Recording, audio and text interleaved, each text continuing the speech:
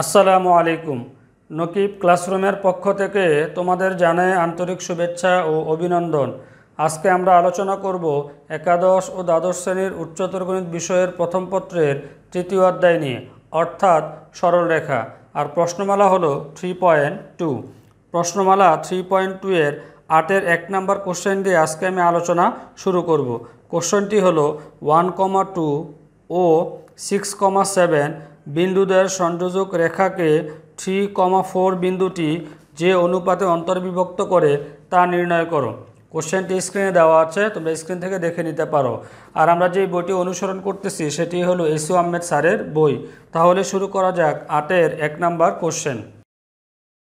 এখন খেয়াল করো, এখানে যেটা আমাদেরকে বলা হচ্ছে যে এই দুইটা সংযোজক রেখাংশকে 3,4 বিন্দুটি যে অনুপাতে বিভক্ত করে তা নির্ণয় করো।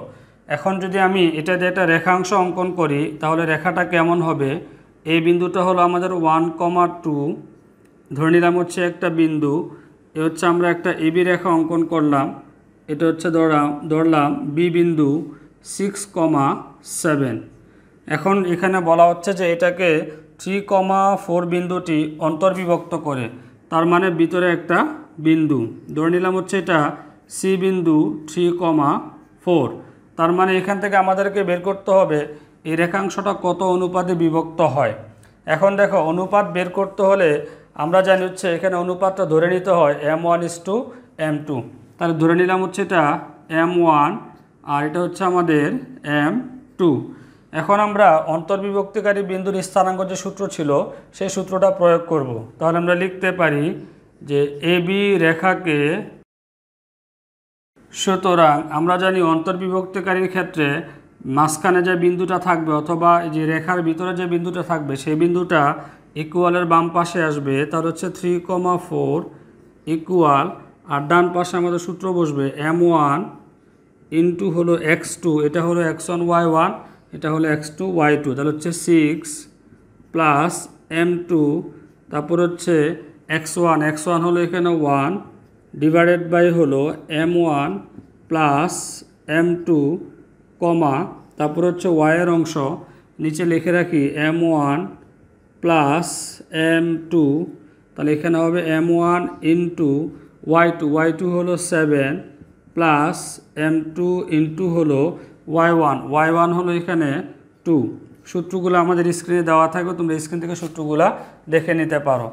এখন যদি আমরা এখানে ক্যালকুলেশন করি তাহলে কি আসতেছে, এটা গুণ করলে আসতেছে 6m1 প্লাস এটা হচ্ছে m2 বাই হলো m1 প্লাস m2 কমা, এখানে আসতেছে আমাদের 7m1 প্লাস এটা আসতেছে 2m2 ডিভাইডেড বাই হলো m1 প্লাস m2।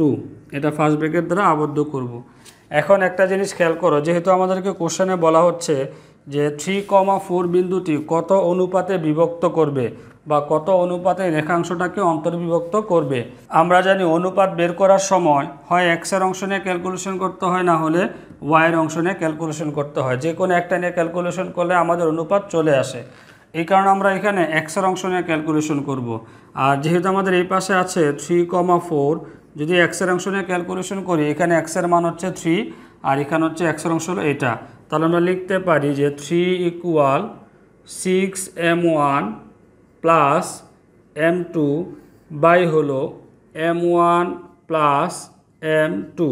এটা নিচে হলো একটা 1, এবার এটাকে আমরা আড়াআড়ি গুণ করব, তাহলে লিখতে পারি আমরা 6m1 প্লাস m2 ইকুয়াল হলো 3টা গুণ হয়ে যাবে এই পাশে 3m1 প্লাস এখানে হলো 3m2। এবার m1গুলোকে আমরা এক পাশে করে ফেলবো, তাহলে লিখতে পারি 6m1 মাইনাস 3m1 ইকুয়াল হলো 3m2 মাইনাস m2। m1গুলোকে এক পাশে করলাম আর m2গুলোকে আমরা এক পাশে করে ফেললাম, এটা আমি পাশেই করে দিচ্ছি। এখানে যদি আমরা বিয়োগ করে দিই তাহলে থাকতেছে আমাদের এখানে 3m1 ইকুয়াল, আর এখানে আসতেছে আমাদের 2m2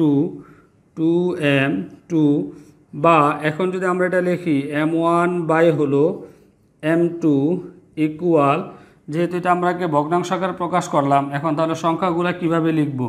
যেহেতু এখানে উপরে আছে M1, তাহলে M1 এর যে সংখ্যাটা এটা যেতে হবে নিচে, তাহলে 3। আর এখানে যেহেতু M2 সংখ্যা M2 আছে নিচে, তাহলে M2 সাথে যে সংখ্যাটা ছিল সেটা দিতে হবে উপরে। সুতরাং আমরা লিখতে পারি এখন M1:M2 ইকুয়াল হলো 2:3। দেখো আমরা অনুপাত পেয়ে গেলাম যে এই AB রেখাকে C বিন্দুটি M1:M2 অনুপাতে অন্তর্বিভক্ত করে, অর্থাৎ সেই অনুপাতটা হলো আমাদের 2:3। এটাই হলো আমাদের 8-এর 1 নম্বর কোশ্চেনের উত্তর। এখন আমি আলোচনা করব প্রশ্নমালা 3.2 এর 8-এর 2 নম্বর কোশ্চেন। কোশ্চেনটি হলো দেখাও যে 2, -2 এবং -1, 4 বিন্দুদের সংযোজক রেখাংশ অক্ষদ্বয় দ্বারা সমান 3 ভাগে বিভক্ত করে। তার মানে হলো এখানে দুইটা বিন্দু দেওয়া আছে, এই দুইটা বিন্দু সংযোগ করলে অক্ষদ্বয় দ্বারা সমান 3 ভাগে বিভক্ত হবে। এখন কথা হলো একটা রেখাংশ সমান 3 ভাগে বিভক্ত হওয়ার শর্ত কি? এটা আমরা আগের ভিডিওগুলোতে আলোচনা করেছিলাম যে একটি রেখাংশ সমান 3 ভাগে বিভক্ত হওয়ার শর্ত হচ্ছে রেখাটি 1:2 অথবা 2:1 অনুপাতে অন্তর্বিভক্ত হবে। যেহেতু এখানে আমাদেরকে প্রমাণ করতে বলা হয়েছে, তার মানে আমাদেরকে দেখাইতে হবে রেখাটা 2:1 অথবা 1:2 অনুপাতে অন্তর্বিভক্ত হয়েছে। তাহলে শুরু করা যাক 8-এর 2 নম্বর কোশ্চেন।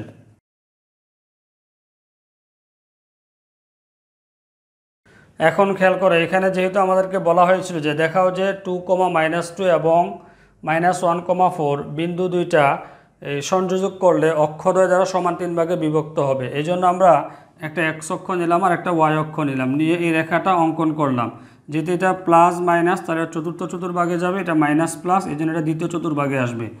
এখন দেখো অক্ষদ্বয় দ্বারা মানে হচ্ছে x অক্ষ এবং y অক্ষ দ্বারা। দেখো এই রেখাটা x অক্ষকে C বিন্দুতে সেট করে, আর এই রেখাটা y অক্ষকে D বিন্দুতে সেট করে। তার মানে C বিন্দুর স্থানাঙ্কটা কত হবে? আমরা যদি ধরে নেই যে C বিন্দুর স্থানাঙ্কটা হবে x, হলো 0, কারণ C বিন্দুটা হলো x অক্ষের উপর অবস্থিত। আমরা জানি কোনো বিন্দু x অক্ষের উপর অবস্থিত হলে y এর মান 0 হয়, এজন্য এখানে 0। আর D বিন্দুটা হলো y অক্ষের উপর অবস্থিত, এই জন্য হচ্ছে x এর মান 0 হবে, তাহলে 0, হবে এটা y। এখন দেখো যেহেতু আমাদেরকে বলা হচ্ছে যে এই রেখাংশটা সমান 3 ভাগে বিভক্ত হবে, এটা আমাদেরকে প্রমাণ করতে হবে। তার মানে এখান থেকে আমাদেরকে বের করতে হবে যে 1:2 অথবা 2:1 অনুপাতে রেখাটি অন্তর্বিভক্ত হয়। তাহলে আমরা লিখতে পারি যে AB রেখাকে, এখন খেয়াল করো যেহেতু আমরা ধরে নিয়েছি C বিন্দুটি এই রেখাকে M1:M2 অনুপাতে অন্তর্বিভক্ত করে, তাহলে এখন দেখো C বিন্দুর স্থানাঙ্ক হচ্ছে x, 0। এখন দেখো একটু আগে আমরা আলোচনা করেছিলাম যে অনুপাত বের করার জন্য যে কোনো একটা অংশ নিয়ে ক্যালকুলেশন করতে হয়, x এর অংশ না হলে y এর অংশ। এখন দেখো এখানে x এর অংশের কোনো মান আমরা জানি না, কিন্তু y এর অংশের মান আমরা জানি, যার কারণে আমরা y এর অংশ সূত্র এখানে প্রয়োগ করব। তাহলে আমরা লিখতে পারি, যদি আমরা অন্তর্বিভক্ত স্থানাঙ্ক সূত্র প্রয়োগ করি যে x, 0 ইকুয়াল, আমরা সূত্র বসালে হচ্ছে এখানে M1 ইন্টু হলো x2 হলো এখানে, এটা হচ্ছে x1 y1, এটা হচ্ছে x2 y2। তাহলে x2 হলো এখানে -1, তারপর হচ্ছে প্লাস M2 ইন্টু হলো x1 হলো এখানে 2 ডিভাইডেড বাই হলো M1 প্লাস M2, তারপর হচ্ছে y এর অংশ M1, তারপর হচ্ছে y2 হলো এখানে 4 প্লাস, তারপর হচ্ছে M2 ইন্টু হচ্ছে y1 হলো এখানে -2, আর বাই হলো M1 প্লাস M2। এখানে একটা সেকেন্ড ব্র্যাকেট হবে আর এখানে একটা সেকেন্ড ব্র্যাকেট হবে। এখন খেয়াল করো যেহেতু এখান থেকে আমরা বের করব C বিন্দুটি এই রেখাকে কত অনুপাতে অন্তর্বিভক্ত করে। এখন হচ্ছে x এর মান আমরা জানি না, কিন্তু y এর অংশের মান আমরা জানি 0, যার কারণে আমরা y এর অংশ নিয়ে ক্যালকুলেশন করবো। তখন আমরা লিখতে পারি সুতরাং 0 ইকুয়াল, এখানে হচ্ছে আমাদের 4M1 একবারে লিখে ফেললাম, আর হচ্ছে এখানে মাইনাস, এটা প্লাস মানে মাইনাস হবে, -2M2 ডিভাইডেড বাই হলো M1 প্লাস M2। এখন এটাকে আমরা আড়াআড়ি গুণ করে দেব, তাহলে আসতেছে আমাদের 4M1 মাইনাস 2M2 ইকুয়াল হলো 0, বা আমরা লিখতে পারি 4M1 ইকুয়াল হলো 2M2, বা এখন যদি আমরা লিখি এটা M1 বাই হলো M2 ইকুয়াল, এটা আসতেছে আমাদের 2 বাই হলো 4, আমি এটা পাশে করে দিচ্ছি। এখন এটা যদি আমরা আবার আড়াআড়ি গুণ করি তাহলে আমাদের আগের লাইনটা ঠিক থাকবে, বা m1 ডিভাইডেড বাই হচ্ছে m2 ইকুয়াল, এটা 2 দ্বারা ভাগ করলে আসতেছে 1/2। তার মানে হচ্ছে আমরা লিখতে পারি এখন, সুতরাং m1 is to m2 equal হলো 1:2 হলো 2। এখন তাহলে দেখো, যেহেতু আমরা এখানে অনুপাতটা পেয়েছি 1:2 অনুপাতে অন্তর্বিভক্ত করে, এখন যদি আমরা ডি বিন্দুর স্থানাঙ্কটা বের করতে পারি, আর ডি বিন্দুটা যদি রেখাকে 2:1 অনুপাতে অন্তর্বিভক্ত করে, তাহলে আমরা বলতে পারবো রেখাটি সমান 3 ভাগে বিভক্ত হয়েছে। তাহলে আমি লিখতে পারি এখন যে x অক্ষ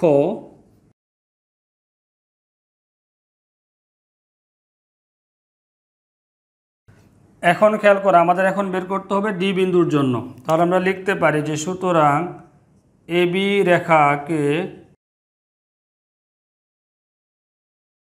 এখন দেখো যেহেতু আমাদের ডি বিন্দু নিয়ে এখন আমরা ক্যালকুলেশন করতেছি, তাহলে ডি বিন্দুর স্থানাঙ্ক আমরা জানি হচ্ছে 0, y। তাহলে আমরা যদি অন্তর্বিভক্ত সূত্র বসাই তাহলে 0, y ইকুয়াল, আমরা সূত্রটা আগে বসিয়ে নিই, m1 ইন্টু হলো x2 হলো এখানে -1 প্লাস m2 ইন্টু হলো x1 হলো এখানে 2 ডিভাইডেড বাই হলো m1 প্লাস হলো m2, কমা এখানেও সেম সূত্র প্রয়োগ করবে, নিচে হবে m1 প্লাস m2, আর উপরে থাকতেছে আমাদের m1 ইন্টু হলো y2 হলো 4 প্লাস m2 ইন্টু হলো y1 হলো এখানে -2, এটা সেকেন্ড ব্র্যাকেট হবে এখানে, আর এখানে একটা সেকেন্ড ব্র্যাকেট হবে, ইকুয়াল, এখানে একটু ক্যালকুলেশন করে নেই, তাহলে আসতেছে আমাদের -m1 প্লাস এটা আসতেছে 2m2 বাই হলো m1 প্লাস m2, কমা এখানে আসতেছে আমাদের 4m1, এখানে প্লাস এর যে মাইনাস, এটা হবে 2m2 ডিভাইডেড বাই হলো m1 প্লাস m2, এটা ফার্স্ট ব্র্যাকেট দিব। এখন দেখো অনুপাত যেহেতু বের করতে হবে, আমরা জানি অনুপাতের ক্ষেত্রে যে কোনো একটা অংশ নিয়ে ক্যালকুলেশন করলেই হয়। এখন দেখো এখানে যেহেতু y এর মান আমরা জানি না, x এর মান জানি, মানে x এর মান হচ্ছে 0, তাহলে আমরা x এর অংশ নিয়ে এখন ক্যালকুলেশন করব। তাহলে আমরা লিখতে পারি 0 equal -m1 plus 2m2 divided by হলো m1 প্লাস m2। এবার এটাকে আড়াআড়ি গুণ করে দিব, তাহলে আসতেছে আমাদের এখানে, বা -m1 প্লাস 2m2 ইকুয়াল হলো 0 সাথে এটা গুণ করলে 0 হয়ে যাবে, বা -m1 ইকুয়াল হচ্ছে -2m2, দুই পাশ থেকে আমরা মাইনাস কেটে দিলাম, লিখতে পারি হচ্ছে m1 ইকুয়াল হচ্ছে 2m2, এটাকে লেখা যায় হচ্ছে যে, বা m1 বাই হলো m2 ইকুয়াল, এটা যেহেতু আমরা ভগ্নাংশ আকারে লিখেছি, এখন সংখ্যাটা আমাদেরকে লিখতে হবে, সংখ্যাটা তাহলে উপরে হবে 2, নিচে হবে হচ্ছে আমাদের 1, আর গুণ করলে আমাদের আগের লাইনটা হবে। সুতরাং এখন আমরা লিখতে পারি যে m1 is to m2 equal হলো 2:1। এখন দেখো ডি বিন্দুটা এই রেখা করছে 2:1 অনুপাতে বিভক্ত করে। আমাদের প্রমাণটা হয়ে গেছে মোটামুটি, যেহেতু আমরা এখানে দুইটা অনুপাত পেয়েছি, সি বিন্দুর জন্য আমরা পেয়েছি রেখাটি 1:2 অনুপাতে অন্তর্বিভক্ত করে, আর ডি বিন্দুর জন্য আমরা পেয়েছি রেখাটি 2:1 অনুপাতে অন্তর্বিভক্ত করে। প্রমাণটা আমাদের অনেকটা হয়ে গেছে। এখানে যেহেতু আমরা পেয়েছি সি বিন্দুটি এই রেখাকে 1:2 অনুপাতে অন্তর্বিভক্ত করে, এবং ডি বিন্দুটি হচ্ছে রেখাকে 2:1 অনুপাতে অন্তর্বিভক্ত করে। আর আমরা জানি একটা রেখাংশ সমান 3 ভাগে বিভক্ত হওয়ার শর্ত হলো রেখাটি 1:2 অথবা 2:1 অনুপাতে অন্তর্বিভক্ত করবে। সুতরাং আমরা লিখতে পারি এখন যে y অক্ষ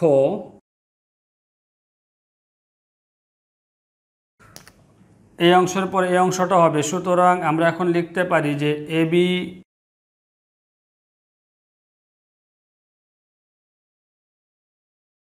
আজকে তাহলে আমাদের এ পর্যন্তই থাকবে। আজকের ক্লাস নিয়ে যদি তোমাদের কোনো কিছু জানার থাকে অথবা প্রশ্ন থাকে, তাহলে তোমরা তা আমাদেরকে কমেন্টস করে জানাতে পারো, অথবা ফেসবুকের মাধ্যমে যোগাযোগ করতে পারো। আর যদি আমাদের ভিডিওগুলো তোমাদের কাছে ভালো লেগে থাকে তাহলে তোমাদের বন্ধুদের মাঝে আমাদের ভিডিওগুলো শেয়ার করে দাও। আর যারা এখনও আমাদের চ্যানেলটি সাবস্ক্রাইব করোনি তারা অবশ্যই সাবস্ক্রাইব করে রাখো। আর পাশে যে বেল আইকন বাটন আছে ওইটাও প্রেস করে রাখো যাতে পরবর্তী ভিডিওটি তুমি খুব সহজে পেতে পারো। সবাই ভালো থাকবে। আল্লাহ হাফেজ।